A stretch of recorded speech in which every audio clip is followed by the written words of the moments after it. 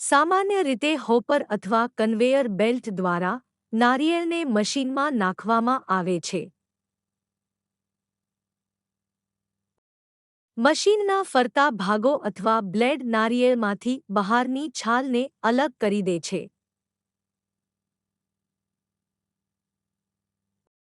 એકવાર છાલ દૂર થાય પછી, મશીન છાલવાળા નારિયેળને છાલના કચરા પરથી અલગ કરી આપે છે.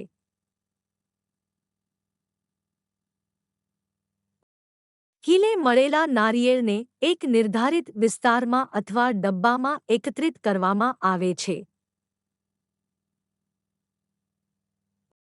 દૂર કરવામાં આવેલી છાલ સામાન્ય રીતે એકત્રિત કરવામાં આવે છે અને તેનું નિપટારણ અથવા પુનર્વપરણ કરવામાં આવે છે.